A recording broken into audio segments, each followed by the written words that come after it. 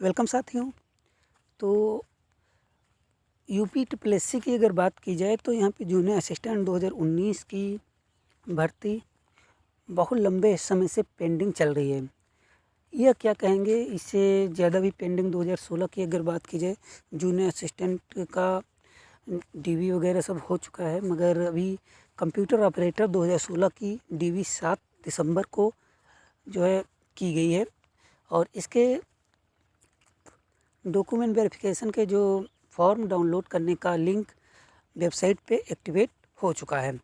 तो सभी अभ्यर्थियों को इसकी जानकारी मिल गई होगी, मगर जिन लोगों को नहीं मिली तो वो लोग अभी यूपी ट्रिपल एससी की वेबसाइट से जाकर उसे डाउनलोड करके अपना डीवी के लिए जा सकते हैं। लगभग 2 गुना से कम अभ्यर्थियों को यहाँ पे बुलाया गया है इस वैकेंसी में। तो यह वाकई बहुत बड़ी अपॉर्चुनिटी है और एक स्पेशल जो है सीट है, उसके लिए 2 अभ्यर्थियों को बुलाया गया है। मतलब एक का होना है और एक का नहीं होना है। अगर उसमें एक अभ्यर्थी एब्सेंट रहता है डिवीज़न कराने में, तो जाहिर सी बात है आपको वहाँ पे उनको उसी का हो जाएगा, चाहे जितने नंबर हों। अब बात कर लेते हैं यहाँ पे जूनियर असिस्टेंट 2019 में जो रिलेटेड बहुत सी कन्फ्यूज़न क्रिएट हुई है कि रिज़ल्ट का नहीं आएगा, इलेक्शन बाद आएगा रिज़ल्ट, और भी बहुत चीज़ें हैं।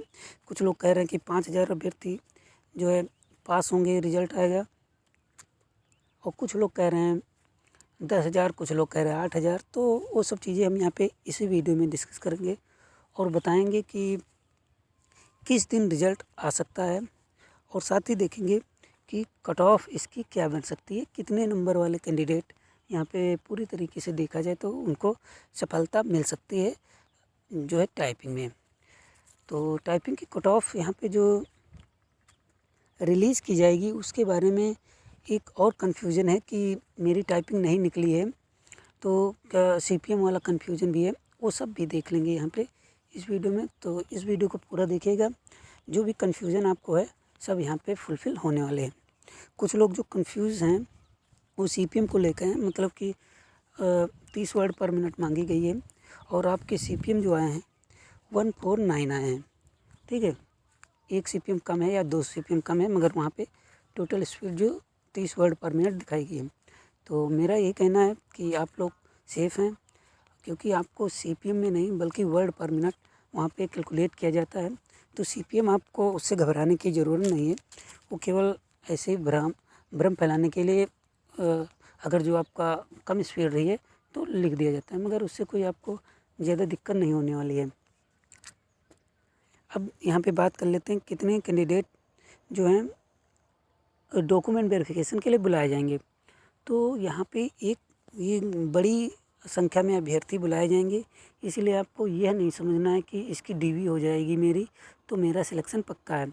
और आपके अगर एकेडमिक 30 भी हैं तब भी ज़रूरी नहीं कि आपका सिलेक्शन हो ही जाए। और यह इसलिए भी ज़रूरी है क्योंकि अभ्यर्थी कुछ अगर देखा जाए, ज़्यादातर अभ्यर्थियों के 30 नंबर एकेडमिक बन रहे हैं। ठीक है, ऐसे ही बहुत कम अभ्यर्थी हैं जिनके 30 नहीं बन रहे हैं। तो उनके अगर 45 के ऊपर हैं जिनके 30 बन रहे हैं तो वो लोग सेफ़ हैं, और उससे कम अगर हैं तो वो लोग सेफ़ की कैटेगरी में नहीं आएंगे। हालांकि तैयारी आप करते रहिए, हो सकता हो भी जाए, मगर जो है कैटेगरी यहाँ पे आप ये ना समझे कि हमारा 100% हो ही जाएगा। दूसरे चांस पे लगे रहिए, अगर यहाँ हो जाता है तो अच्छी बात है, नहीं होता तो अगली बार अगली जगह पे आपका सिलेक्शन हो जाएगा। अब बात कर लेते हैं यहाँ पे कितने अभ्यर्थी यहाँ पे जो है एलिजिबल होंगे डीवी के लिए।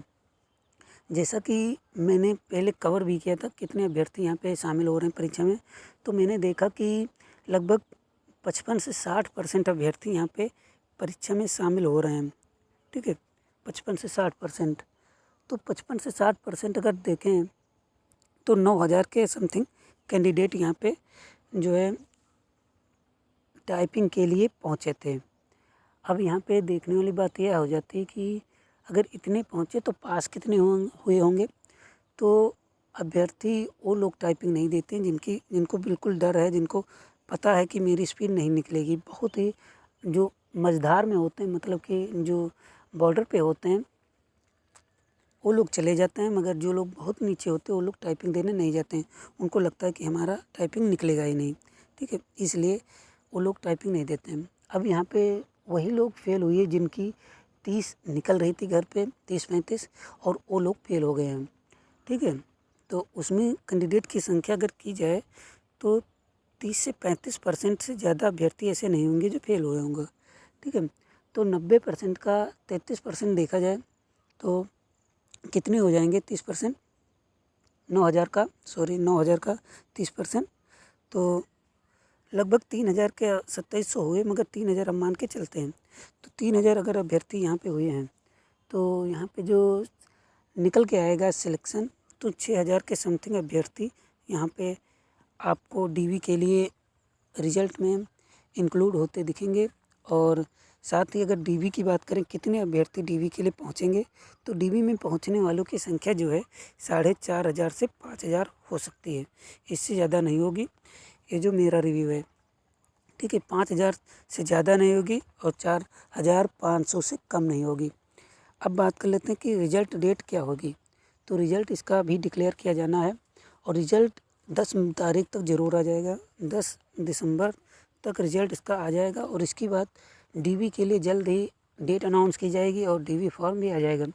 आप ये मान के चलिए दिसंबर लास्ट या फिर जनवरी में आपके डीवी शुरू हो सकती है। तो यह जानकारी आपको किस तरीके से उपयोगी सिद्ध हुई है ज़रूर बताइएगा। और डॉक्यूमेंट वेरिफिकेशन में कुछ लोगों को कन्फ्यूजन भी क्रिएट है कि कौन कौन से डॉक्यूमेंट्स वहाँ पे हमें लेकर जाना है। तो जो एलिजिबिलिटी वहाँ पे मांगी गई वो आपको डॉक्यूमेंट सभी लेके जाने हैं। मार्कशीट सभी ईयर के लेके जाना है, जैसे ग्रेजुएशन में होता है first year, second year, third year, कुछ लोग फोर्थ ईयर में होते हैं तो उसकी भी मार्कशीट ले जाना है। और फॉर्म जब आएगा तो उसमें जो है वैकेंसीज़ के लिए वरीयता क्रम भी सिलेक्ट करने का होगा, जैसा कि आयोग के द्वारा विभिन्न भर्तियों में किया गया है। तो आपको वरीयता क्रम भी सिलेक्ट करना है। तो वरीयता क्रम मैंडेटरी हो गया। पहले क्या था, रिजल्ट आने के बाद वरीयता क्रम सिलेक्ट किया जाता था, मगर अब की बार जो किया गया है आयोग के द्वारा, वरीयता क्रम अभी से डीवी में ही आपसे मांग लिया जाएगा। जो ऑफलाइन वहाँ पे जमा करेंगे फॉर्म, उसमें डीवी के लिए आपको वरीयता क्रम सेलेक्ट करना है। तो किस पोस्ट के लिए आपको वरीयता देनी है पहली और दूसरी, ये सब देख के हम वीडियो आपको ले आएंगे, उसमें आपको बताएंगे कौन सा डिपार्टमेंट ज़्यादा सही है। और जो डॉक्यूमेंट्स मांगे गए हैं नोटिफिकेशन में, वो डॉक्यूमेंट्स आपको तैयार रखने हैं। प्रोविज़नल का कुछ लोगों को इशू था तो मैंने बताया भी था, प्रोविज़नल नहीं तो डिग्री सर्टिफिकेट आप ऑर्डर कर दीजिए। डिग्री सर्टिफिकेट आपको घर पे डिलीवर हो जाएगा, चाहे जिस यूनिवर्सिटी का हो। आप अगर घर पे नहीं डिलीवर होता तो वहाँ पे डेट दी जाएगी कि इस तारीख में आपको आयोग यूनिवर्सिटी आके आपको जो है अपनी डिग्री सर्टिफिकेट प्राप्त किया जा सकता है। तो इस तरीके से अगर आप पूरी तैयारी रखेंगे और आपकी टाइपिंग निकल गई है तो निश्चित ही आपको जो है प्रॉब्लम नहीं होगी और आराम से आपको एक हफ्ते से 10 दिन का टाइम मिलता है जो है फॉर्म जब डाउनलोड होना शुरू हो जाता है डीवी से पहले। तो इस तरीके से आप अपनी तैयारी रखें कंप्लीट और दिसंबर लास्ट तक आपका डीवी शुरू होने के चांसेस हैं। तो मिलते हैं अगले वीडियो में। कोई भी क्वेरी रहते तो मुझे कमेंट कीजिएगा। धन्यवाद।